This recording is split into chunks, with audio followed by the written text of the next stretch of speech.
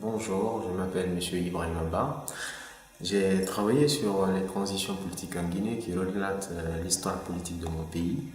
Parce que dans la majeure, on se rend compte que la Guinée est riche en histoire politique, mais personne d'autre n'avait travaillé sur les transitions politiques de ce pays alors qu'il y en a eu plusieurs.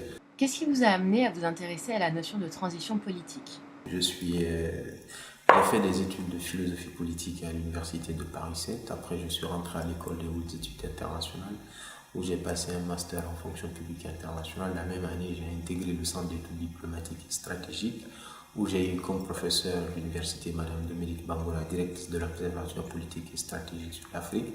Un jour, elle nous a fait un cours sur les transitions politiques en Afrique.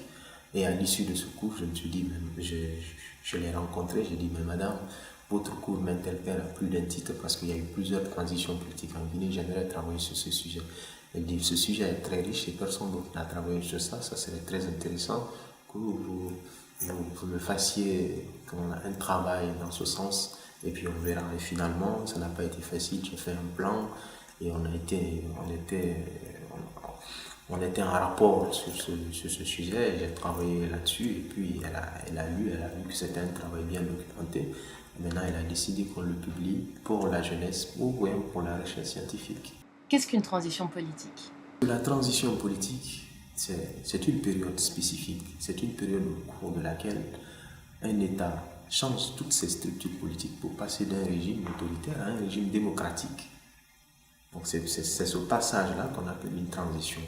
Et il y a eu plusieurs formes de transition en Guinée depuis la mort de Sékou Touré. Avant Sékou Touré, il n'y avait pas eu de transition politique parce que c'était une démocratie populaire, c'était une dictature en quelque sorte. Après, à la mort de Sékou Touré en 84, les militaires viennent au pouvoir, c'était un régime d'exception jusqu'en 88. Mais les conditions sociopolitiques ont poussé le pouvoir à changer ses structures, à adopter la loi fondamentale. Et le comité de rédaction de la loi fondamentale a été institué en 88. Après, en 90, on a adopté la loi fondamentale à l'unanimité à près de 98%. C'était une ferveur nationale. Et parce que tout le monde pensait que la Guinée avait tourné la part de la dictature et entamé la voie de la démocratie. Et puis à partir de 90, la Guinée s'est dotée d'une des plus belles constitutions en Afrique. Mais après, 2 ans après, les choses sont gâtées finalement parce que le régime ne pouvait plus respecter les institutions qu'il avait lui-même mis en place. Et la situation est partie comme ça. Le régime a changé de forme. C'est devenu maintenant une dictature jusqu'en 2008. Mais après, il y a une autre transition à la mort de Lansana Conté, qui est une transition qui a été mise en place à la mort de Lansana Conté. Après le coup d'État, les militaires sont venus au pouvoir, ils ont promis de démocratiser les institutions du pays, mais en foulant au sol déjà les principes démocratiques qui existaient. Après, cette transition a été capotée par la tentative d'assassinat du chef de la junte et puis aussi par l'assassinat de plus de 150 personnes au stade central qui protestaient contre la candidature de Moussa Dadis Camara. Et cette transition a été reprise, une autre transition a été mise en place à l'issue des accords politiques de Ouagadougou en 2010 et puis qui a conduit finalement la Guinée aux élections législatives de novembre 2010. Après le premier tour en juin 2010, 6 mois après, on a eu le deuxième tour. Et puis maintenant, c'était les premières élections libres et plurielles. Voilà. Comment voyez-vous l'avenir de la Guinée? L'avenir de la Guinée, se trouve dans les réformes.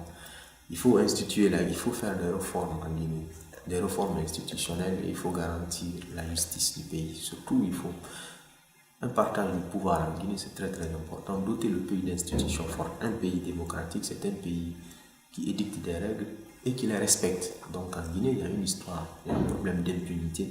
Il faut qu'on respecte les institutions et qu'on respecte la Constitution surtout.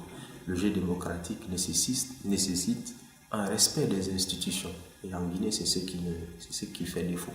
Ce n'est pas la population qui ne respecte pas souvent les institutions, c'est ceux-mêmes qui contribuent à mettre en place des institutions qui à la première occasion, n'hésitent pas à fouler au sol tous les principes démocratiques. C'est ça le problème.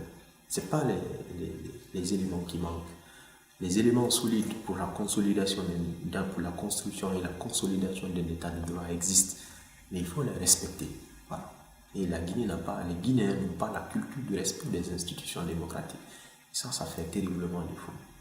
Pour l'instant, les choses restent encore, la situation est encore grave.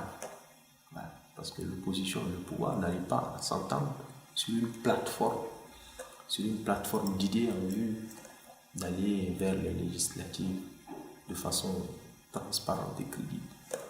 Voilà, c'est ça.